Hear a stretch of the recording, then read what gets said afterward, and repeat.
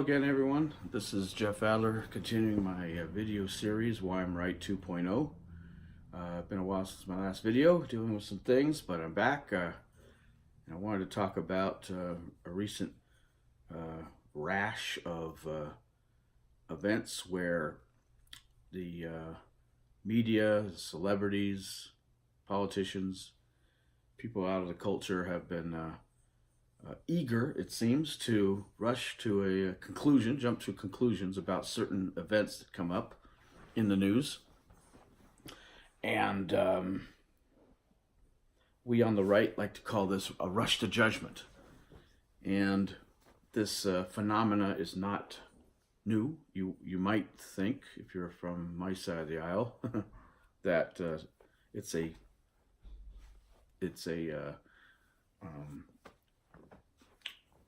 leftover residue of Trump derangement syndrome, if you will, TDS, a syndrome that will be in the medical journal someday, by the way. But no, this phenomena goes back decades prior to Trump being president.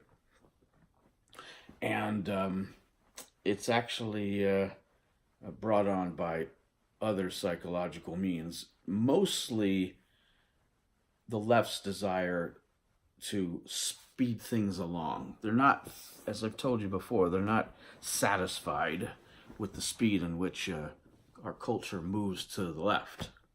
So they have to push it. And the way they push it can't be necessarily convincing Americans to agree with their end game. They still agree with incrementalism, although the last this recent batch of Democrat presidential candidates are pretty much dropping the incrementalism altogether and just diving into the deep end of the pool. Good luck to them. But it's more just incrementalism from a political standpoint. Rushing to judgment is also an indication of trying to push things along quicker from an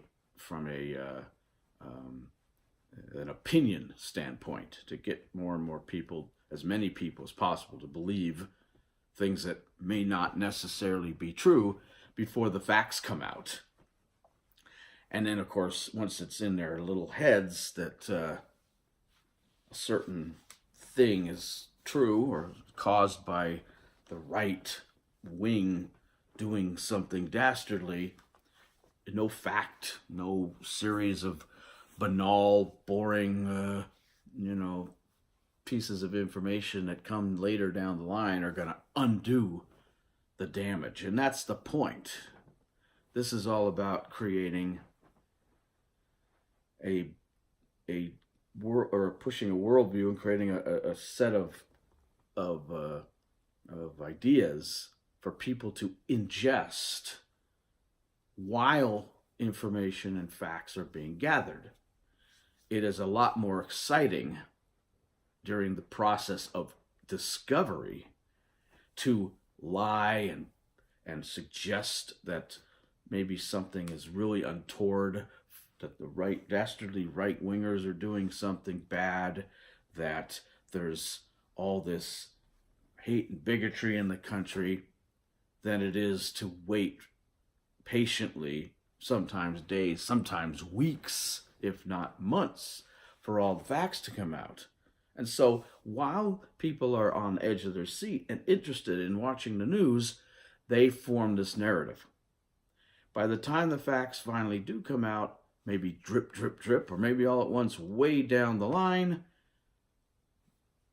dozens, hundreds, thousands, tens of thousands of people already believe the narrative. And the facts just bounce off, boing, boing, boing, like bullets off of Superman's chest. And they got them. Boom. One more thing that's stuck in their small minds that convinced them and their ilk that something that happened isn't true, but nonetheless they believe it. So this is another dastardly plan on people on the left, is creating a massive campaign to drive a narrative before facts come out. There may be some people on the left in the culture that are ignorant, that rush to judgment out of ignorance and a lack of caring as to whether someone's rights or due process or innocence before guilt kind of thinking enters their brain, and then down the road too late, or versus being doing it on purpose. I'm not sure which is more evil, being spreading your opinion on purpose without knowing the facts through ignorance, or spreading lies about something or someone on purpose and all the while knowing the facts. I'll let you decide that. But it is true that these incidences of rushing to judgment seem to be escalating during the Trump administration and the Trump era, and there's a reason for that too. Now it's not, of course, just, let's move the culture left, ever left, ever left. Now it's, we must get Trump.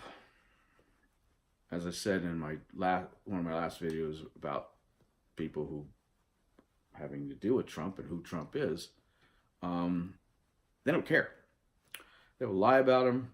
They'll try to impeach the impeachable, the unimpeachable. They will try to manipulate the news. They will say anything, do anything to get rid of Trump. So it's to a point where fake news has almost become probably a badge of honor. Rushing to judgment is a sign of a hair-trigger misinterpretation of facts and information. A total jumping of the gun to assume things that are not, facts that are not in evidence, as they say in a courtroom. To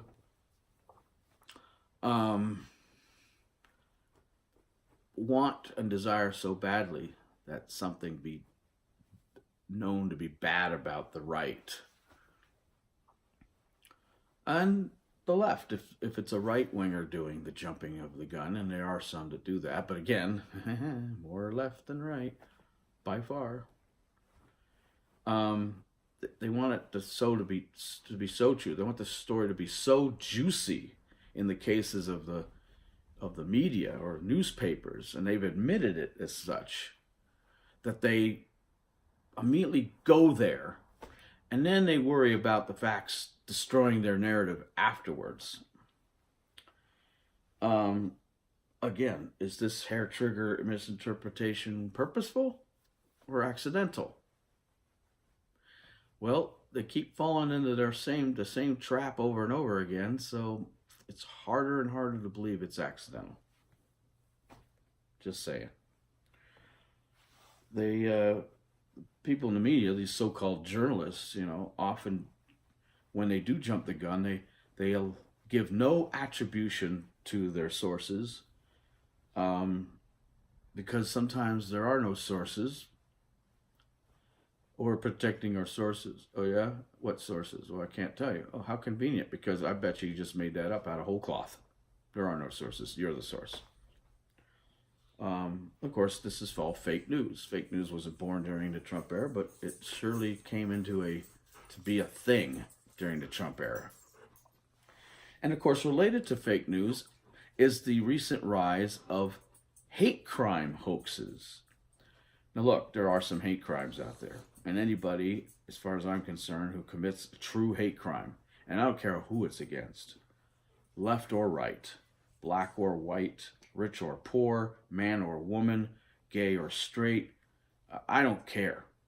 You ought to be taken by the balls and hung up from a tree and left there for the birds to peck. I'd have no tolerance for someone who truly hates in their heart. And like I said in a past video, it's a long way to get there. True hate is a debilitating, real, passionate, hate, emotional place that messes with the mind, and it takes a long time to get there to truly hate. But anybody who uses any kind of discrimination or hate to perpetrate crimes on other people for that very just for that reason, I have no regard for them. But again, as a right-winger, and well, more importantly, as a person who has been studying politics for over 30 years, 35 years,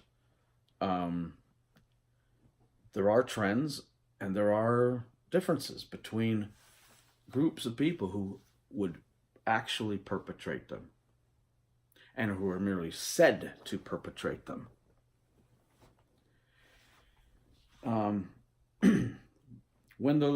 When these people on the left, for the most part on the left,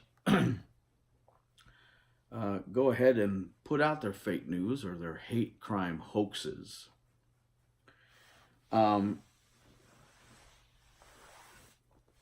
then the hoaxes are disproven, or the fake news is shown to be fake, suddenly there's this amazing detachment from the story. Suddenly there's this, we go from, ramping up every day, every hour, talking about the story, and then poof, off a cliff. Poof, it disappears like it never was there. It was never there. Sometimes things get redacted and disappear on Twitter and Facebook. All of a sudden, it goes off into the ether. A total detachment from the events itself.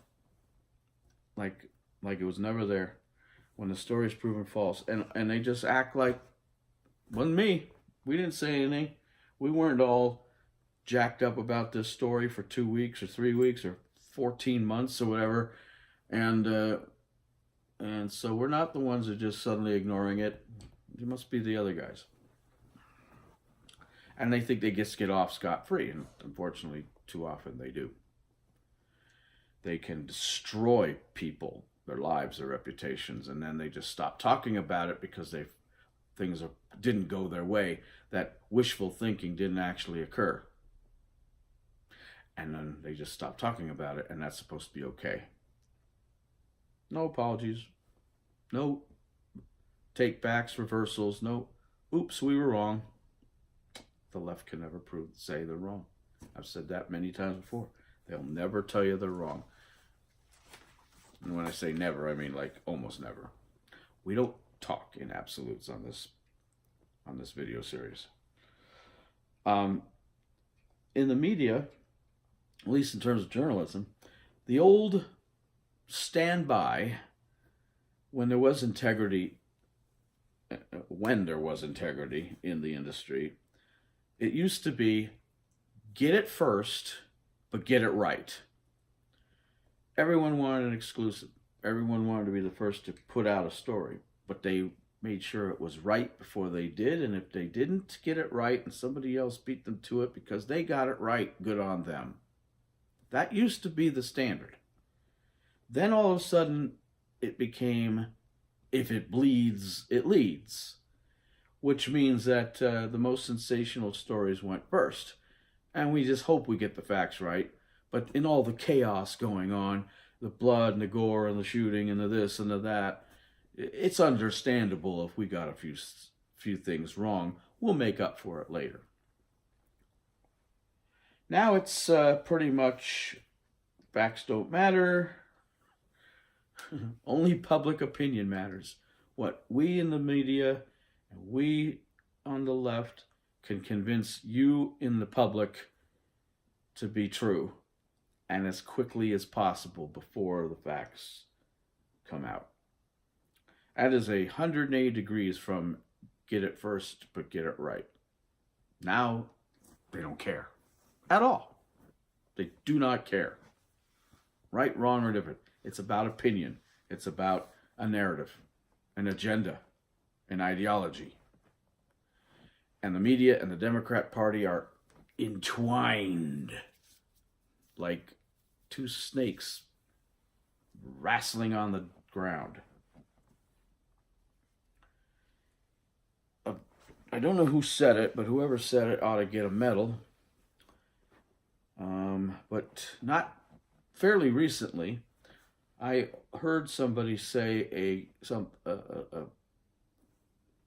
phrase or a statement that rings so true.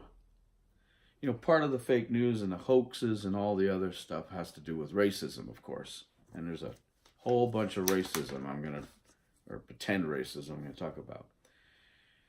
But part of this ramping up, increasing the number of these events, rushes to judgment, and hate crime hoaxes.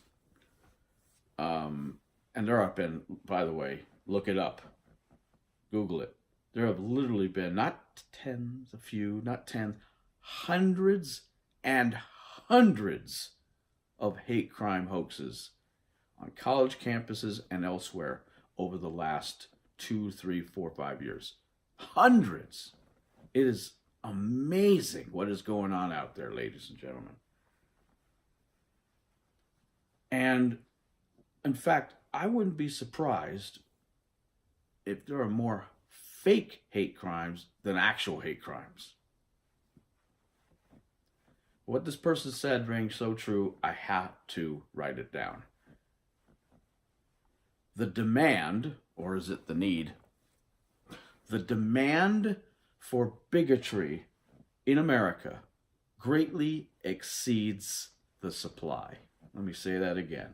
The demand for bigotry in America greatly exceeds the supply. In other words, the people on the left so desperately need and want and believe that there are bigots out there and homophobes, Islamophobes, misogynists, racists, blah, blah, blah, blah. And they chant and talk about this all the time. He's a racist, he's this, he's Hitler, he's that, he's that. But they're just not there. And these hate crime hoaxes and other fake news stories prove time and time again, it's just not there. And it's certainly not there on the right, nearly as much as they hoped for. We've shown that white supremacy groups aren't really right-wing. Neo-fascist and neo-Nazi groups aren't really right-wing. They think they are. They may even claim they are, but they're not. Historically, they don't belong anywhere on the right. Anyone in the Ku Klux Klan was a Democrat till, throughout up until and throughout the 60s. If they want to claim that they're on the right wing now, let them. They're not. We don't claim them on our side, and they've historically never been on our side. So if you're really going to look for the bigotry and all that, the left is continually not looking in the right places. But there's far, far, far less of it than they need it there to be for them to pull off all these shenanigans. And what shenanigans are we talking about? In the following video parts, I'm going to lay out a series of 15 different incidences, major incidences historically, that have come to pass that prove my point, because I always back my crap up, unlike the left. So we will see in part 2 for one of the incidents that may have started the whole thing. See you then.